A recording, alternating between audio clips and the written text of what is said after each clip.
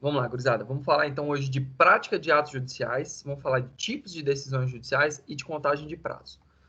Então, para a gente não perder tempo, isso é bem objetivo, o que seria esse negócio de prática eletrônica? A prática eletrônica é a questão do uso do meio digital mesmo para atualizar, para agir, para peticionar, para procurar informações sobre o processo, né? Então, nós vamos ter lá na página do TJDFT, na verdade, sempre dentro dos tribunais, nós vamos ter algumas formas de interação com o tribunal. Então, nós vamos ter uma diferença entre consulta e vamos ter uma diferença entre acesso, né? Então, deixa eu compartilhar com vocês aqui. Deixa eu ver se eu consigo compartilhar.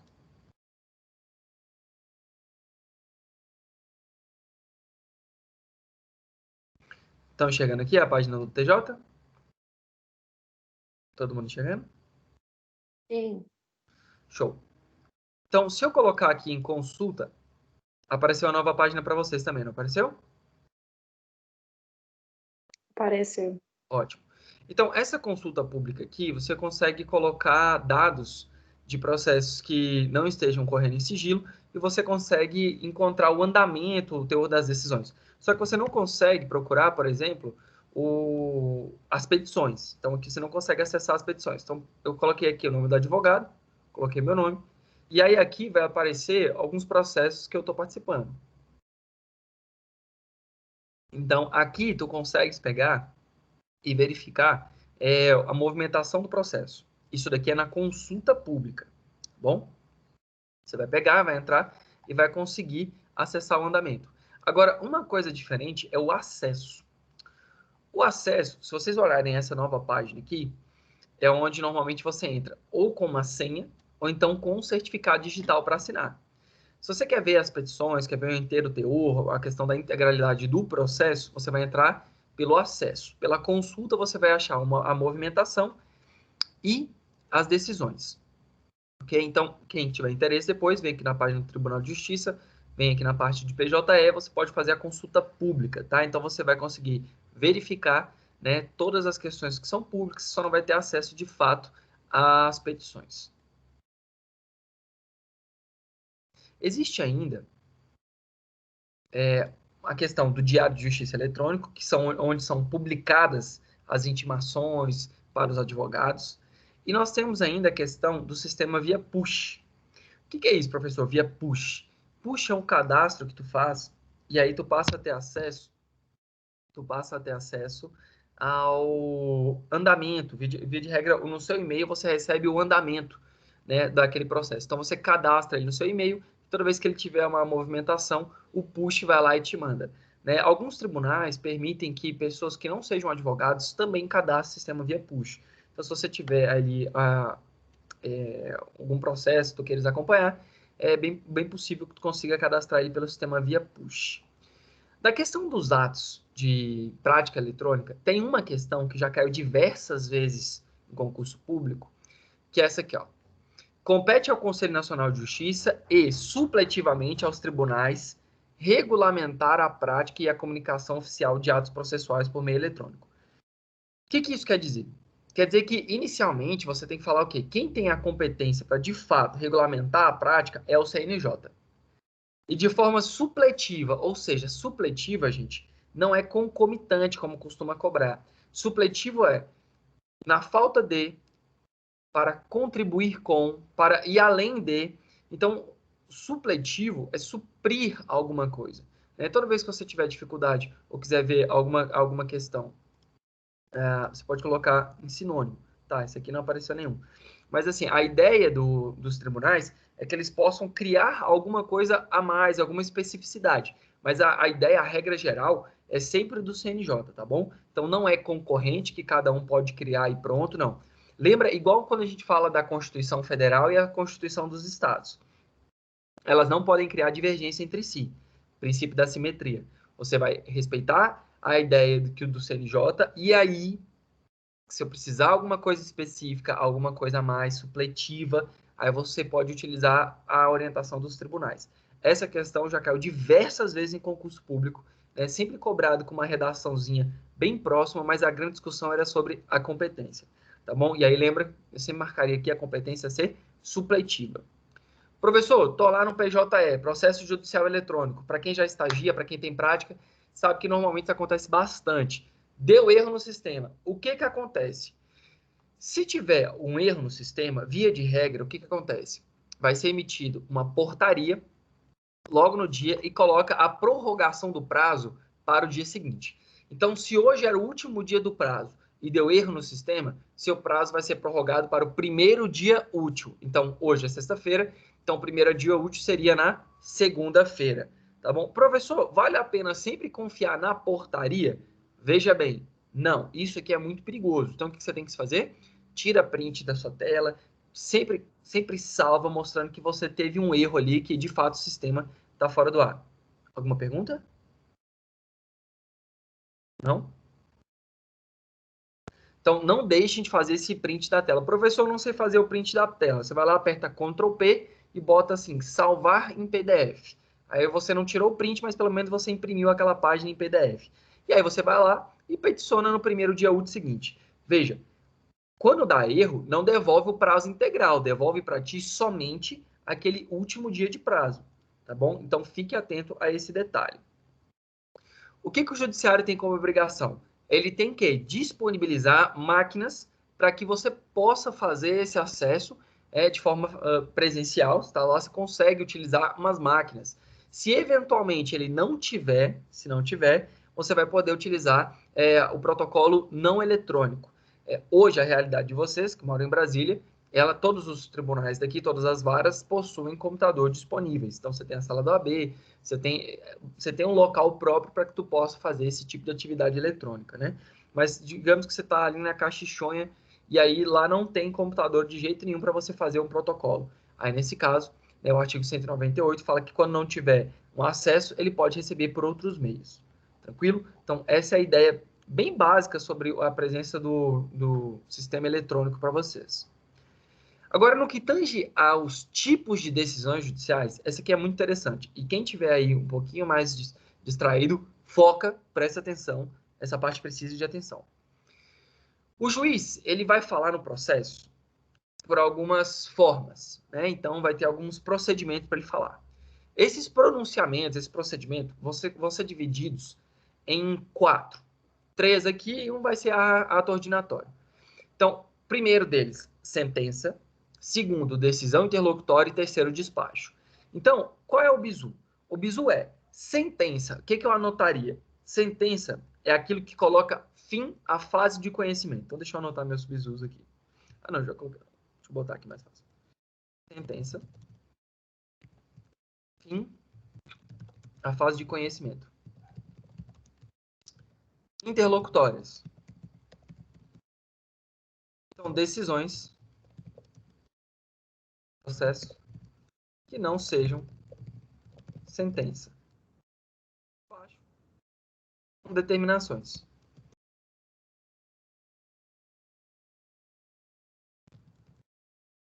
Intimações e afins.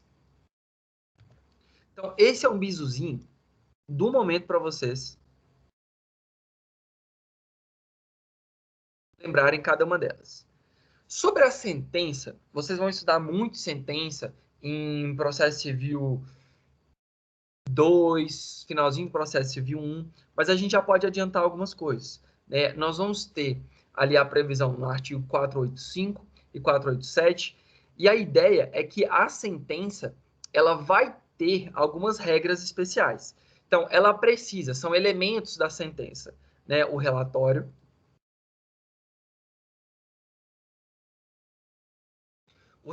que é trazer um resumo do processo, a fundamentação, que é uma previsão constitucional, que a sentença deve ser fundamentada, e, por fim, a fase dispositiva, que é o quê? Falar julgo procedente, improcedente ou parcialmente procedente. Então, esses são os 3 elementos da sentença.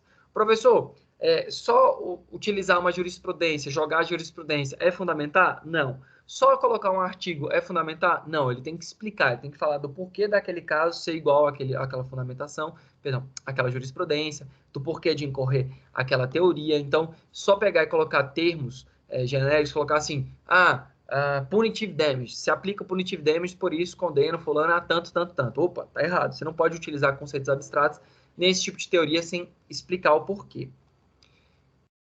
Tô indo muito rápido, gurizada, ou tô tranquilo? Não? Então tá tranquilo. Tipos de sentença. Aí aqui a gente vai falar sobre as naturezas delas. Bem, a sentença ela vai ter duas naturezas principais. Uma que a gente vai chamar de terminativa e outra que a gente vai falar de definitiva. Terminativa não enfrenta o mérito. Então, por exemplo, o Geraldo foi lá, ingressou com uma ação, uma petição inicial, e aí não recolheu custas. Aí o juiz intima ele para pagar as custas e ele vai lá e fala assim, não vou pagar as custas. E aí, então, o juiz extingue sem decidir se ele tem razão ou não. Por quê? Porque faltou ali uma questão formal, né? Ele não pagou, então não tem como eu ter o processamento daquela ação. Ou então, digamos que o João Nilson estava lá namorando a Chiquinha, e aí a Chiquinha bate o carro. O cara bate no carro da Chiquinha. Aí a Chiquinha vai lá, tá de boa, fala, não vou entrar com a ação. E aí o Joanilson entra em nome dela. Vocês já estudaram isso sobre condição da ação. O Joanilson não tem legitimidade. Então, quando tiver ausente as condições da ação, os elementos da ação, documentos fundamentais, qualquer questão formal que impeça o processamento, então o juiz, após intimar a parte contrária, ele vai proferir uma sentença terminativa se esse vício, se esse defeito não for resolvido. Então, terminativa, ele não aprecia o mérito. Então, ele extingue e não aprecia o mérito. Professor, e aí, eu posso entrar com a outra ação? Pode. O único cuidado que tu tens que ter aqui é o seguinte, que essas sentenças terminativas, em que pese ela não enfrentar o mérito, falar se você tem razão ou não, você vai ter um óbice, você vai ter um impedimento, se a gente falar do Instituto da Perempção. Fala o seguinte, se o processo foi extinto por 3 vezes, por desídia, ou seja, descaso da parte, se ele for entrar de novo com aquela ação, 3 vezes, abandonou o processo, não resolveu o processo, se ele for entrar mais uma vez, aí ela já não vai poder ser apreciada, porque vai ocorrer o Instituto da Perempção. Agora, uma coisa diferente é a sentença definitiva, que a sentença definitiva vai falar assim, Larissa, julgo procedente a sua demanda, julgo improcedente a sua demanda, julgo parcialmente procedente a sua demanda, ou seja, entrou no mérito. Então ali eu resolvo se tem razão ou não sobre o que tu está pedindo. Então a definitiva, ela vai apreciar de fato o objeto da demanda. E aí quando a gente fala então de apreciou de fato, falou se tem razão ou não, definitiva. Não conseguiu julgar, apreciar o mérito, ficou ali em questões formais, então a gente vai falar de terminativa. No caso da sentença definitiva, eu quero que vocês lembrem da ideia de coisa julgada material e formal. Por quê? Porque uma vez que você entra com uma ação e tem uma sentença definitiva, passou o prazo para recorrer, os 15 dias para apelar, 10 dias de recurso nominado, nesse caso, aquilo ali se torna imutável, ou seja, não pode mais mudar. Você não pode entrar com um novo processo sobre a mesma coisa. Lá na frente vocês vão estudar a ação rescisória, mas é muito própria, é muito peculiar essa projeção. Então, nesse caso, a gente tem aqui a projeção sobre coisa julgada material e coisa julgada formal. Material enfrentou o mérito, formal quando passou o prazo, tá bom? Então, material são os efeitos fora do processo, formal dentro do processo. Você não pode mais mexer dentro do processo. Belezinha? Sobre decisões interlocutórias. O que eu quero que vocês tenham em mente sobre decisões interlocutórias? As decisões interlocutórias, elas sempre vão pautar na seguinte hipótese. Você tem uma decisão que aconteceu ao longo do processo. Essa decisão, ela não é uma sentença. Então, pense aqui comigo. Professor, o cara foi lá, ele queria uma tutela antecipada, uma questão de urgência, porque o pai dele vai morrer. Tudo bem, eu entendo a gravidade disso. Mas você consegue perceber que não é uma sentença? Não é uma sentença. Por quê? Porque a sentença, ela vai botar fim àquela fase. Então, ele precisa de uma medida de urgência, chamada liminar. Nesse caso, essa decisão liminar vai ser chamada de quê? De decisão interlocutória. Porque é algo que vai decidir o processo, mas que não necessariamente vai ter uma decisão no processo, mas que não é uma sentença. Beleza? Não obstante a isso, vamos pensar aqui outras coisas. Professor, o fulaninho pediu uma especificação de provas. Quer dizer, ele pediu para ouvir uma testemunha. E o juiz indeferiu. O juiz indeferiu essa questão de ouvir uma testemunha. Ou então ele pediu alguma coisa para o juiz, pediu para tentar fazer uma nova tentativa de acordo, tentou fazer pediu uma audiência de instrução. E aí, nesse caso, o juiz ele se manifesta. Se ele se manifestar de forma negativa, essa decisão é o quê? É uma decisão de natureza interlocutória. Beleza? Então, toda vez que eu tiver uma questão que não seja uma sentença, ela exigir uma decisão judicial, uma manifestação do juiz, então a gente vai estar diante de uma decisão interlocutória. Beleza? Aí eu coloco aqui alguns exemplos, essa questão da medida de urgência, como que funciona, né? Essa questão de você pediu sobre uma medida de urgência porque senão vai morrer, precisa restabelecer o plano de saúde, como que faz? Nesse caso, você vai fazer um pedido e o juiz assim vai se manifestar por meio de uma decisão interlocutória. Fechou? Aí eu coloco vários exemplos de como fazer, enfim. Alguma dúvida? Um outro exemplo bom. Quando a gente fala de pedir de gratuidade de justiça. Vai lá e pediu a gratuidade de justiça. Aí, nesse caso, pediu a gratuidade de justiça, foi indeferido. Em sendo indeferido, aí você vai ver que cabe o agravo do instrumento, artigo 1015 do CPC. E aí, essa decisão vai ter natureza interlocutória. Show? Agora, presta atenção.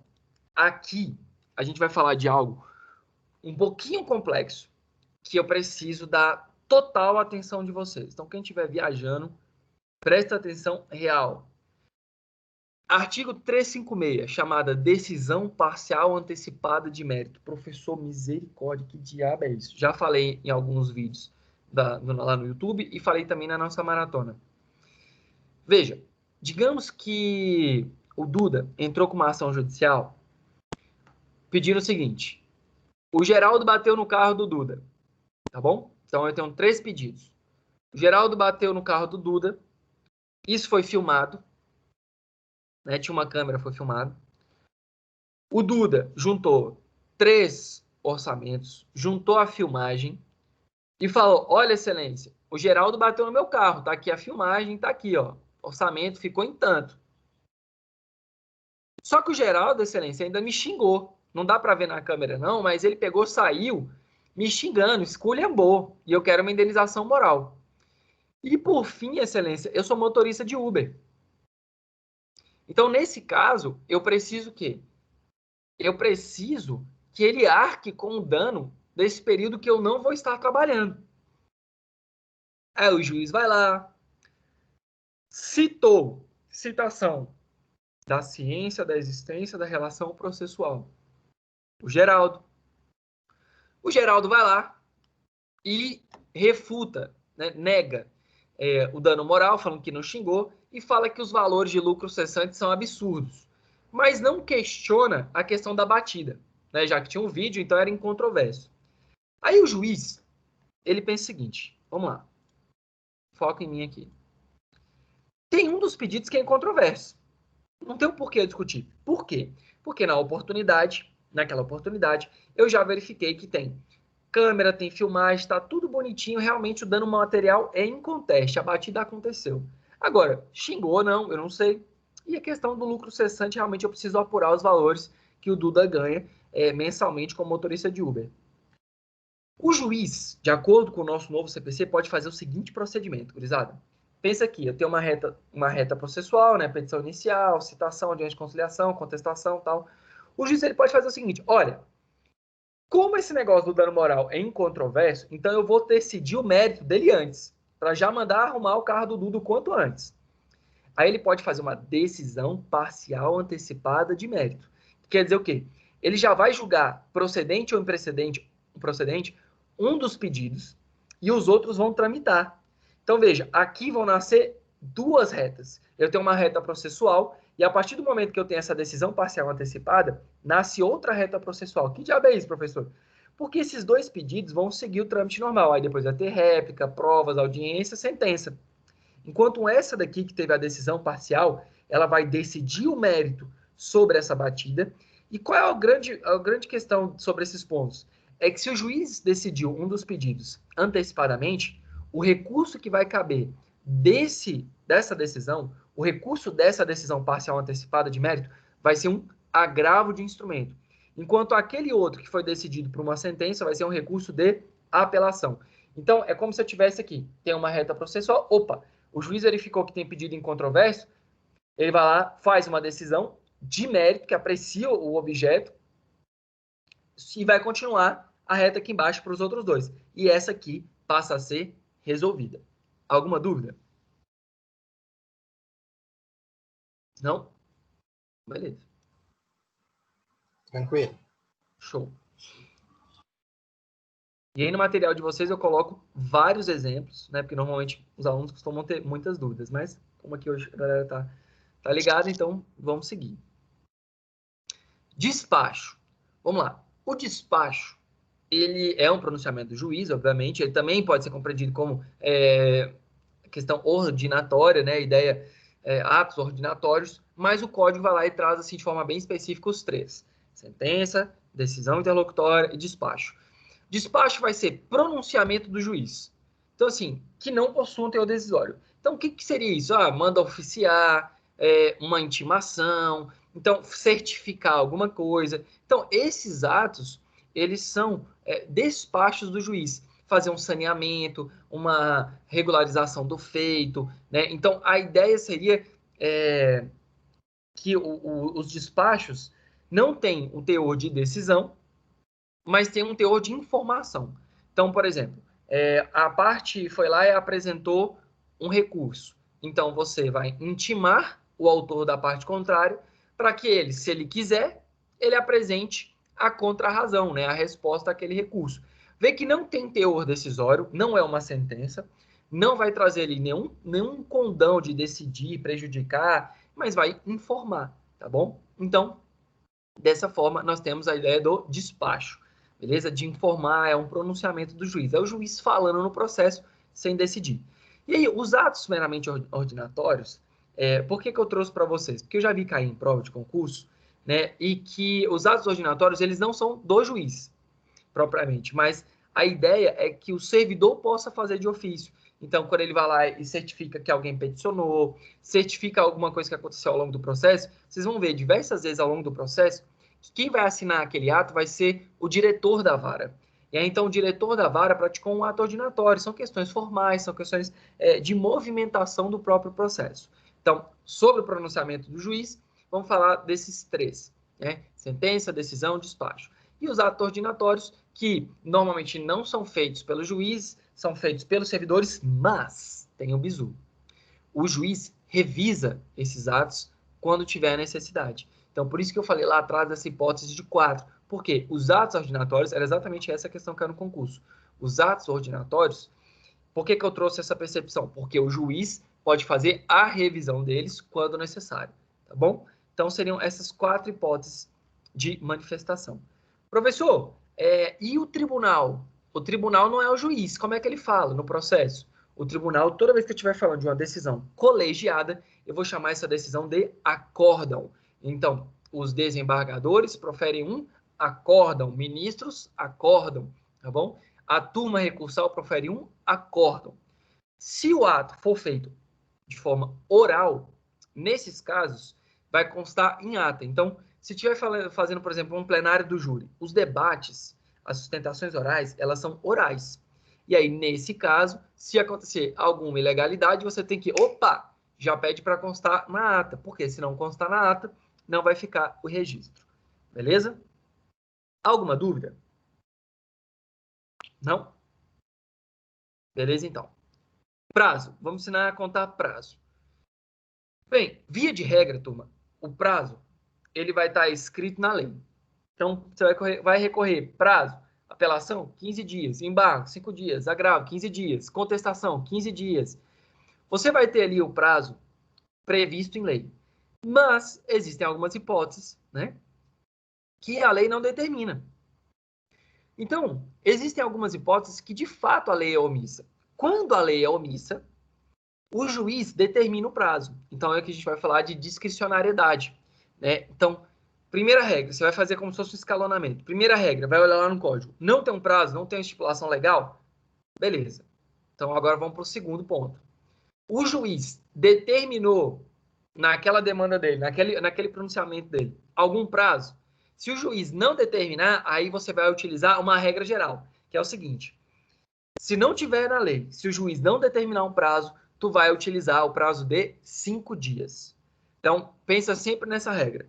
Fui olhar lá o código, não tem lei específica. Olhei a decisão, olhei ali a intimação, o juiz não me deu um prazo, então eu vou para a regra geral, 5 dias. Professor, mas se for uma decisão, gente, via de regra você vai utilizar as projeções das decisões interlocutórias. Então, o prazo é o prazo do agravo, né? Então, é bem tranquilo. Agora, o problema é quando tem algumas circunstâncias, por exemplo, intime a parte para prestar esclarecimento. Se o juiz não colocar o prazo que ele quer esse esclarecimento, então você vai ter que responder em 5 dias, tá bom? Esse é o bizu. Professor, e eu posso protocolar, por exemplo, eu estava lá na audiência, o juiz disse que ia dar um prazo para eu me manifestar para juntar um documento, só que não foi publicado ainda, né? Nem começou a correr meu prazo. Se eu protocolar antes do prazo, tem problema? Não, fiquem tranquilos. O que tu não pode fazer é protocolar depois do prazo. Isso tu não pode, tá bom? De forma alguma tu pode protocolar depois do prazo. Aí nós vamos falar de intempestivo. Mas antes do início do prazo, sem problema. Dá um exemplo aí de novo de antes do início do prazo. Você estava lá no plenário, estava lá na sessão de julgamento, né, assistindo os desembargadores julgarem um caso. Quando os desembargadores proferem um acordo, eles vão fazer ali numa sessão, digamos, você querer fazer sustentação, fez ali a sessão e tal. Então você já sabe o teor da decisão.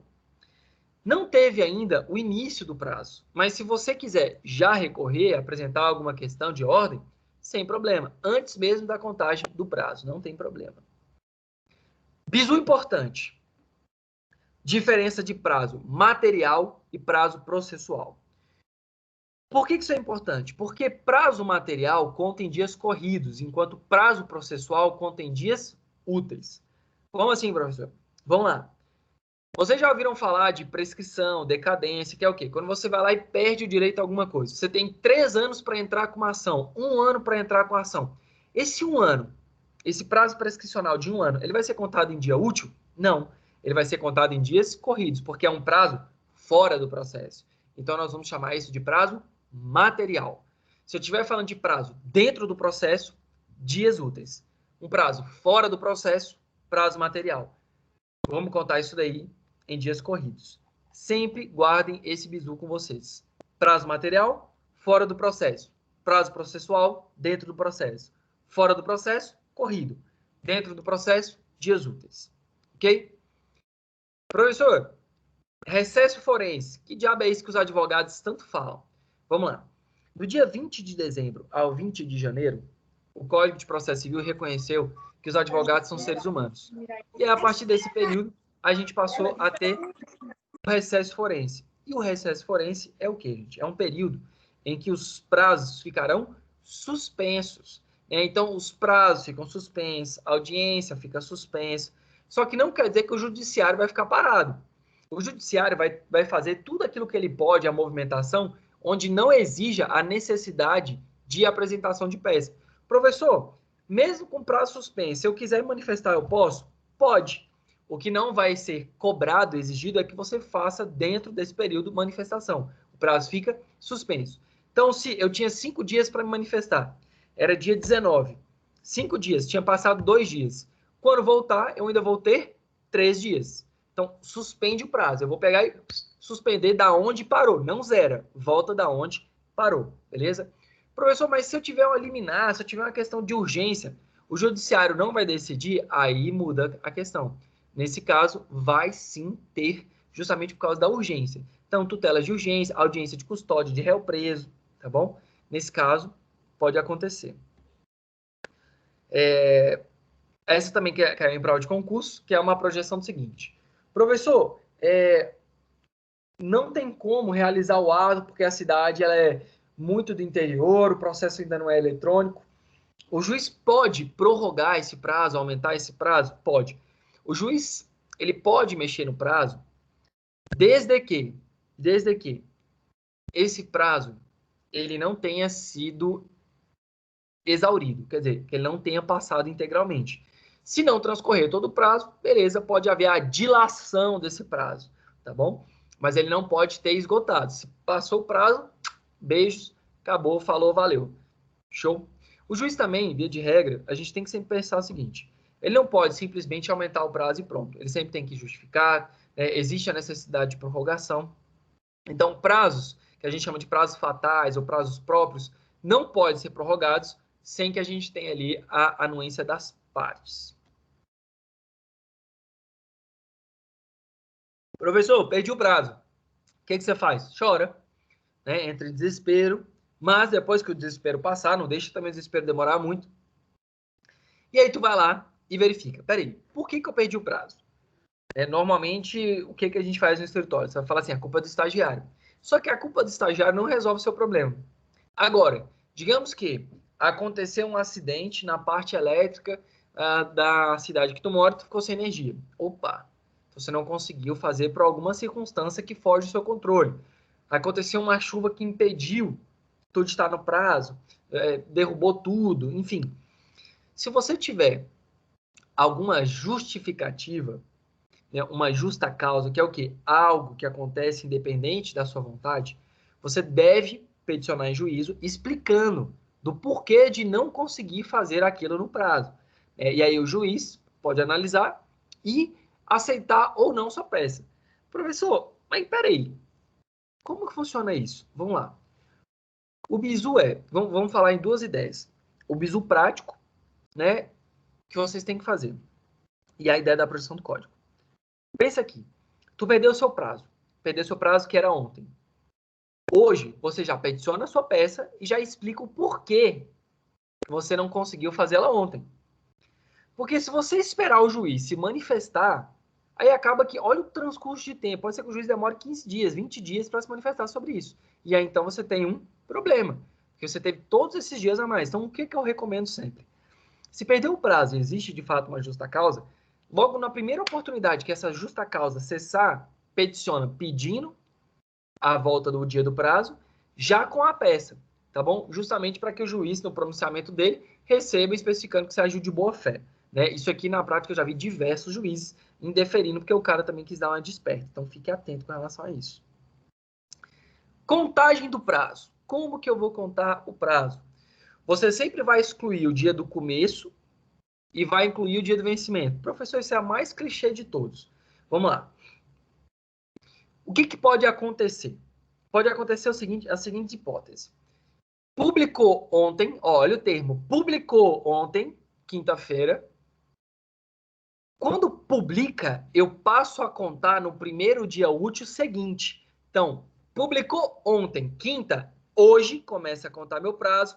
E aí eu vou contar sexta, sábado, domingo conta? Não. Então, sexta, segunda, terça, quarta, quinta-feira. 5 dias, se eu tiver ali um prazo de 5 dias. Então, bizu sempre vou contar do primeiro dia útil da publicação. Professor, mas eu vi aqui um negócio de disponibilizar. Que diabo é isso? Saiu lá no Diário de Justiça Eletrônica para o advogado. Disponibilizou na quarta-feira. Disponibiliza no dia, publica no primeiro dia útil seguinte. Disponibiliza num dia, publica no primeiro dia útil seguinte e conta a partir do primeiro dia útil após a publicação. Então, presta atenção nesses detalhes. Divulga, disponibiliza no dia, publica no primeiro dia útil seguinte, passa a contar no primeiro dia útil a publicação. Sempre contem com essas 3 palavras. Publicação, divulgação e início da contagem do prazo. Na verdade, não é 3 palavras, né? Mas lembra sempre desse bizu. Do início da contagem do prazo, vai ser o primeiro dia útil da publicação. Publica primeiro dia útil após a disponibilização. Ok? Show? Beleza. Gurizada, a advocacia pública, né, então a AGU, Defensoria, Ministério Público, via de regra tem prazo em dobro. Então, fica atento esse cuidado, tá? Procuradoria, prazo em dobro. Existe também uma pegadinha que é sobre a ideia do prazo em dobro, quando você tem litisconsórcio. Lembra que a gente fez um vídeo sobre litisconsórcio? O que é o litisconsórcio? É a pluralidade de autores ou de réus em qualquer uma das duas partes. Se eu tiver um litisconsórcio passivo, por exemplo, e eu tiver ali mais de um advogado de escritórios distintos, o CPC vai dizer para a gente que, se você tiver uma pluralidade de parte, representado por advogados distintos, de escritórios distintos, o prazo vai ser em dobro, mas somente para processo físico e não para processo judicial eletrônico. Essa foi, inclusive, uma das bizus também lá da Maratona Jurídica. Professor, Oi. Volta ali naquela contagem de prazo que você falou que publica no dia, no outro dia caso tá terça, quarta. Beleza. Inclusive aqui, essa ideia da pegadinha. Vamos lá. Eu ia falar agora. Vamos dar um exemplo. Vamos lá, dar um exemplo aqui. Agora que eu vi... Gente, eu não vou conseguir pela mãozinha, não. Vocês vão ter que me falar, porque como eu estava colocando direto a tela, se vocês não me falarem que estão com dúvida, às vezes eu não vou conseguir ver, tá? Essa foi meio que sorte, por isso que eu consegui ver aqui. Mas a gurizada da mãozinha, a Damile e o Duda, já eu volto. Vamos aqui para a disponibilização. Então, vamos lá. Vai sair uma publicação... Deixa eu abrir uma publicação aqui, peraí. Vou pegar meu e-mail. Vou abrir aqui meu e-mail.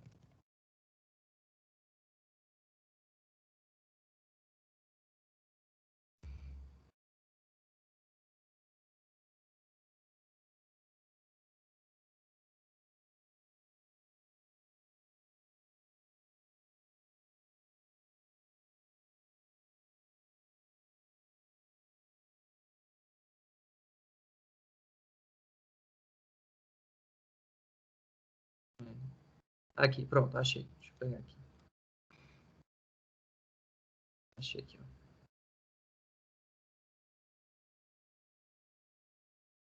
Não, peraí, tá compartilhando errado. Aqui. Todo mundo vendo meu e-mail?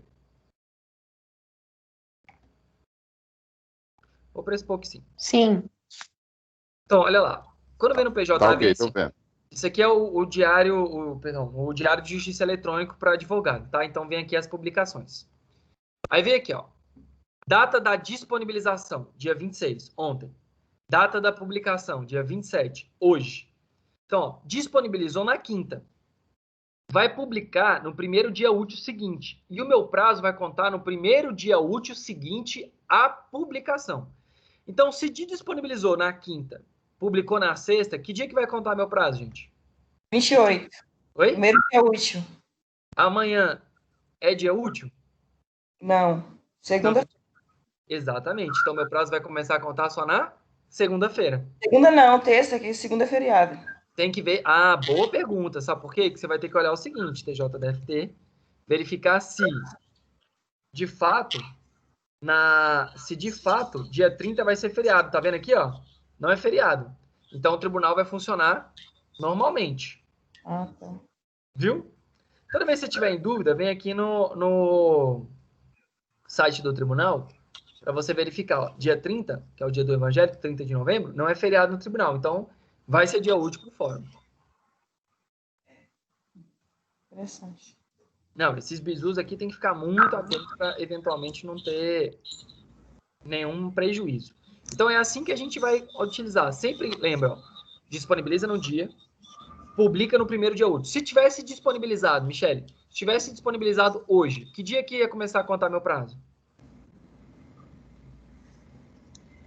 No caso, depois da publicação. Isso, então vamos lá. Disponibilizou hoje. Isso, dia 27. Segunda-feira, né? Segunda-feira. Não, se disponibilizou... Olha, Não, presta atenção. disponibilizou hoje. Iria contar a publicação seria, no caso, no próximo dia, no caso. A publicação seria talvez amanhã. Pode publicar em dia que não seja útil? Amanhã não é sábado? Sim. Pode publicar em dia útil? Somente em dia útil. Amanhã é dia útil? Não, amanhã não. Então, que dia que vai publicar? Na segunda. Que dia que vai começar a contar meu prazo? A partir da terça. Exatamente. Então, para todo mundo, para ficar bem claro, gente, disponibilizou num dia, vai publicar no próximo dia útil. Que dia que começa a contagem do meu prazo? Primeiro dia útil seguinte à publicação. Professor, e se o meu prazo acabar num feriado? Feriado é dia útil? Não, Então, vai prorrogar para o primeiro dia útil. tá. Quem mais Assim, tinha só dúvida aí? completando a pergunta da Ana Luísa, ela falou que acabar no feriado, beleza, mas aí, no caso, eu vou apimentar a situação. Publicou na quinta, começou o prazo na sexta, aí depois vamos para segunda, terça, quarta, quinta. Terça-feira, digamos, é feriado. Ele para aí, né? A contagem do prazo seria isso, para na terça e depois volta quarta, quinta e sexta? Não. Ou não? Porque Não. eu quero dizer o seguinte, um feriado que cai no meio do prazo, da contagem do prazo, o que eu faço? Conta como Não. prazo, como um dia normal? Vamos lá. A sua pergunta é muito boa. Eu estou te perguntando isso porque que veio pegando um caso mais prático. Eu estou perguntando porque nós temos o carnaval. Aí tem sempre essa polêmica do carnaval, que o carnaval, ele oficialmente o feriado é somente numa terça-feira. E todo ano os tribunais, eles soltam algumas resoluções. Olha, prazo suspenso do dia tal ao dia tal. Então, assim, pegando esse exemplo do carnaval, o que o senhor pode trazer para a gente? Vamos lá, beleza. O prazo só vai ser contado em dia útil. Você sabe a resposta da sua pergunta, Duda. Mas eu quero que todo mundo entenda a seguinte lógica. Se eu só posso contar em dia útil, vamos contar 15 dias? Vamos contar 15 dias, ó. Publicou ontem. Todo mundo faz esse exercício comigo, tá bom? Publicou ontem. Então, hoje começa a contagem do meu prazo. Tá bom? Todo mundo tá acompanhando? Então, ó, vamos contar 15 dias. Sexta-feira, primeiro dia. Sábado e domingo, conta? Não. Não conta, né? Então, ó, hoje, 1, segunda, 2, terça, 3, quarta, 4, quinta, 5, sexta, 6. O próximo final de semana eu vou contar? Não. Não. Então eu vou segunda, 7, terça, 8, quarta, 9, quinta, 10. Entenderam o quê? Entenderam o quê? Eu não vou contar nos finais de semana? Então vamos responder. Ó, peguei esse bizu aqui agora. Ué, professor, realmente não contou no final de semana. Então vamos pegar aqui a ideia do Duda. Eu pensei até que o Duda ia concluir outra coisa, mas não, estava certinho ali a ideia inicial. Semana que vem tem um feriado na quarta-feira. Feriado nacional. Digamos que ali era 2 de novembro, finados. Eu vou contar naquele dia? A resposta é não. Não. Prazo processual não se conta em feriado. Só se conta em dias úteis. Então, o exemplo do Duda. Carnaval. Carnaval de segunda a quarta-feira. Então, ali, ó, o feriado começou na segunda e foi até quarta-feira. Se eu tiver feriado, gente, feriado, ele é dia útil? Não. Então, o que você vai fazer? Você não vai contar aqueles dias. Ficou claro, Duda? Ficou. Aí eu só vou entender o seguinte, não conta, né? A regra é, não conta. Beleza, não conta o feriado. Mas, como é de praxe, todo ano, todos os tribunais soltam resoluções dizendo prazo suspenso, porque o feriado para a gente começa, por exemplo, na Bahia começa logo em dezembro, né? Beleza. Mas para a gente, assim, digamos, os comuns, ele começa sempre na sexta, digamos, né? Sendo que o feriado mesmo nacional é na terça. Pelo que eu entendi, esquece a palavra feriado na questão dos prazos processuais. Não existe, né? Semana Santa que tem aquele feriado longo, conta normalmente. Eu vou só me atentar à questão do final de semana. Seria isso? Entendi dessa forma? O que acontece? Salvo Vou quando abrir aqui, vou abrir a página do tem TJ estado de novo. processual. Ó, vou abrir a página do TJ de novo para mostrar para vocês uma coisa interessante. Que inclusive aconteceu aqui no DF, ó. Tá vendo que aqui, ó, quando a gente entra, ó, tem essas bolinhas amarelas? Tá todo mundo vendo aqui? Quando a gente coloca aqui, ele apareceu para mim. Recesso forense. Então, olha lá. Entrei aqui, ó. Feriado forense. Cliquei. Aqui eu tenho todos os feriados forenses do Tribunal de Justiça. Nesses dias, turma, nesses dias, não tem expediente forense. Então, esses dias aqui não serão contabilizados como dias úteis. O que é dia 11/8? Não sei. Não sei, professor. Mas aqui está falando que dia 11/8, 11 de agosto, é feriado forense. Então, turma, dia 11/8 não vai ter expediente. Justamente por quê? Porque existe uma portaria que vai determinar quais são os dias de feriado forense. Então, sempre entrem aqui. E isso daqui é muito importante, por quê? Se você for interpor um recurso, por exemplo, 11 de agosto. O que é dia 11 de agosto, gente? É algum feriado? Particularmente, não me lembro. Talvez esteja passando essa vergonha aí no YouTube. Mas dia 11 de agosto, na minha cabeça, eu não lembro de nenhum feriado nacional. Pode ser alguma coisa local. Então, se você for interpor um recurso para um tribunal que não possua esse feriado, você tem que colocar isso daqui junto ao seu protocolo para falar, olha, eu não protocolei naquele dia, por quê? Porque ali era recesso forense. Porque se você não fizer isso, o seu recurso pode estar intempestivo, fora do prazo.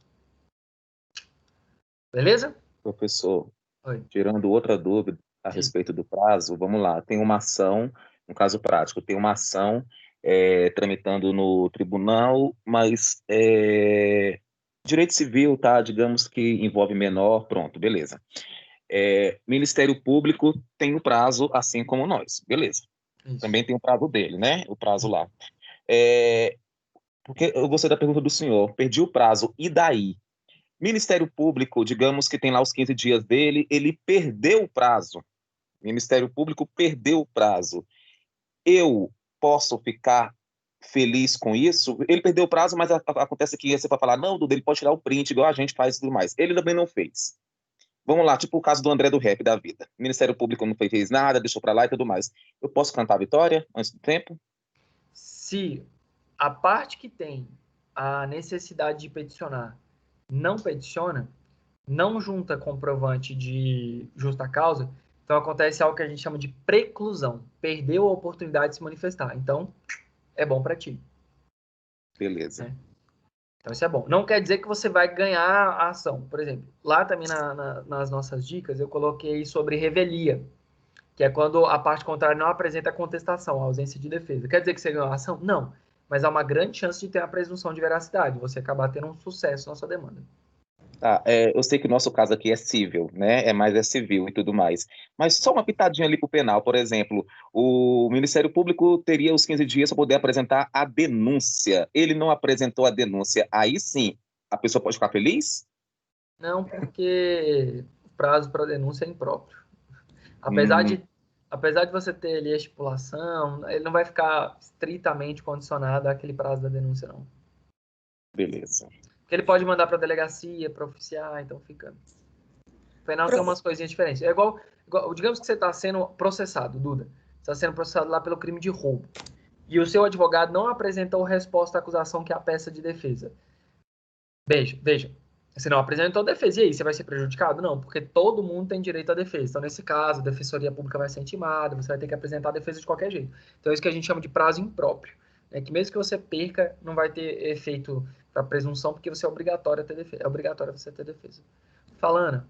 Professor, no caso do litisconsórcio, se for advogados distintos numa causa só, e no caso, um dos advogados perdeu o prazo, o que vai interferir no processo? Vamos lá. São advogados distintos, né? O que vai acontecer? Se forem advogados distintos e a causa imputar os dois a mesma coisa, aí um apresentou a resposta, não vai ocorrer a revelia para o outro. Então, vai utilizar a defesa de um também para o outro. Entendeu? Agora, por exemplo, eu vou lá e falo assim, ó, a Duda e Ana, 2 criminosos me deram um golpe, 2 salafrários. Eu falo, a conduta da Ana individualiza a conduta da Ana de uma forma X. A individualiza a conduta do Duda de uma forma Y. Então, cada um vai ter ali a questão do direito de defesa próprio. Então, a especificação sobre o fato que está sendo imputado, né? Então, essa ausência dessa impugnação, né, dessa discussão específica, ela vai atrair prejuízo, sim. Aí que você fala que não teve revelia como um todo, de aproveitar a defesa para um para outro, essa ausência de impugnação específica pode ensejar a presunção de veracidade. Então, é uma consequência também. Tá bom. Beleza? Damile, tem alguma dúvida ou esqueceu a mãozinha levantada?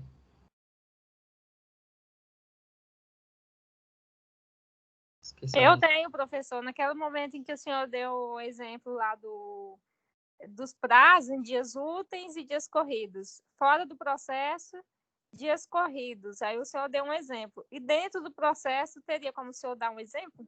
Tem. 15 dias para recorrer. Ah, então esse é um prazo dentro do processo. Aí esse é dias úteis. Isso. 15 dias para apresentar a defesa. Ah, tá bom. 5 dias para se manifestar sobre a juntada de documento. Ah, tá. Era isso que eu queria saber. Um exemplo. Um exemplo. Obrigada, viu? Que é isso, tamo junto. Beleza. Tamo junto. Então, sempre lembra disso aqui, ó. Disponibilizar, publicar e quando começa a contagem, tá bom? Turma, eu não quero pegar e lotar vocês de conteúdo pré-prova. Não quero Mas lotar a gente vocês. vai querer final, mas a gente ama slide. Então daqui a pouco a gente vai pedir esse slide que o senhor está passando aí na tela. Não, tá bom. Eu vou mandar para vocês. É porque como vocês não tiveram muitas dúvidas, eu acho que eu vou encerrar a parte de conteúdo da prova até aqui. Tá bom? Vou manter a questão de divulgação, publicação e contagem. Disponibilização, publicação e contagem de prazo, tá? Para a nossa prova. Então, só até aqui a nossa prova. Professor, eu ganhei uma ação, mas não ganhei toda. Digamos que eu fui lá e pedi a condenação do Duda em 10 mil, mas eu ganhei 5. Mas eu estou satisfeito, eu não quero recorrer, não. Eu posso abrir mão do meu prazo? Pode. Você pode se manifestar falando que abre mão do seu prazo de recorrer. E aí, então, qual é a consequência disso? Quer dizer que uma vez que você abre a mão, para você, já acabou a hipótese de recorrer. Se a parte contrária também abrir mão, então ali beleza, você não precisa esperar aqueles 15 dias para ter a formação de um título da sentença de fato, pegar e transitar em julgado. Então vocês podem abrir mão de prazo sim, ok? Claro que para você ter essa ideia de abrir mão de prazo, você precisa se manifestar. E gente, olha a parte interessante. O juiz também tem prazo. Tá? O juiz também tem que se manifestar em certo prazo. Obviamente, a gente sabe que na prática, né, isso aqui é impossível de colocar em prática em todas as demandas. Mas vamos lá. O juiz ele tem que fazer um despacho em 5 dias, decidir interlocutória em 10 e sentenciar em 30 dias. Né? Ele tem um processo que tem só 8 anos esperando a decisão judicial. Mas, né, aqui dá nem para quantificar o tanto de atraso. Na verdade, até dá para quantificar, mas é absurdo. Professor, tudo bem, o juiz está enrolando. O que eu faço? Vamos lá. Se o juiz está enrolando, você deve provocá-lo, falar, olha, excelência, o prazo está tramitando em excesso, já superou o prazo. Uma vez que você provoque ele, aí ele deixa de se manifestar, aí você pode levar ao CNJ e fazer uma denúncia sobre a morosidade daquele prazo. Tá bom? Então, sempre leve em consideração essa projeção de que só o juiz enrolar não quer dizer que tá de boa para você. Tu precisa fazer o quê? Provocar ele falando, excelência, tu tá enrolando. Ó, bora aí botar esse negócio para game. Aí, nesse caso, beleza, depois tu pode levar para uma denúncia. Porque se você também se quer de net, quer dizer que você tá consentindo com aquilo ali. Então, fiquem atentos a esses detalhes. Beleza? A questão de litisconsórcio eu já expliquei. Professor, Oi. nessa questão de provocação ao juiz, por exemplo, eu fui lá e fiz a denúncia contra ele. Tem como ele descontar alguma coisa em mim porque eu fiz isso ou não precisa necessariamente de ele saber quem sou eu ou ele só vai receber mesmo uma provocação como qualquer outra pessoa que tenha feito? Xere, eu queria muito que a minha resposta fosse o seguinte, bota para moer mesmo, arrocha, porque nunca vai saber que foi você. Só que é o seguinte, aí eu estaria mentindo. Porque quando você faz uma denúncia no CNJ, o CNJ depois vai pegar e buscar uma interpelação, um esclarecimento com o juiz do porquê da demora. Demora sobre aquela demanda. Entende? Então, assim, procedimentalmente falando, você tem que fazer o quê? Você tem que provocar o juiz. O juiz não se manifesta, você vai no CNJ. Então, o CNJ vai interpelar, pegar e falar assim, ô, você está demorando tanto? Tá demais, hein? Aí, nesse caso, obviamente, o juiz é um ser humano. O que se espera é que ele não leve para o lado pessoal e julgue a demanda. Mas, infelizmente, a partir do momento que você tem um humano julgando, gente, tem que tomar muito cuidado com esse tipo de procedimento, que pese a ideia da imparcialidade, lembra que é um ser humano. O ser humano é dotado de N sentimentos. Então, um deles pode ser, obviamente, a ira, a revolta. E aí, às vezes, não vale tanto a pena. Agora, por exemplo, esse caso que eu estou falando para vocês. São 8 anos, gente. 8 anos o processo parado. Então, obviamente que o meu cliente está chateado, eu estou chateado, a sociedade fica chateada, porque se tem um processo parado 8 anos, não é só o meu. Então, por óbvio, né, que é uma circunstância que excede e muito o razoável. Então, por isso é que a gente tem que se atentar antes de comprar essa briga. Eu acho que uma boa conversa, ir na vara, conversar com o juiz, despachar, diligenciar, é sempre a melhor solução. Não sendo possível, aí a gente passa a necessidade de, sem provocar o CNJ. Show? Certo. Beleza. Damile, outra dúvida? Não, só esqueci a mão. Não, professor, esqueci de abaixar a mão. Não tem problema não. Gurizada, então assim, eu vou mandar o material para vocês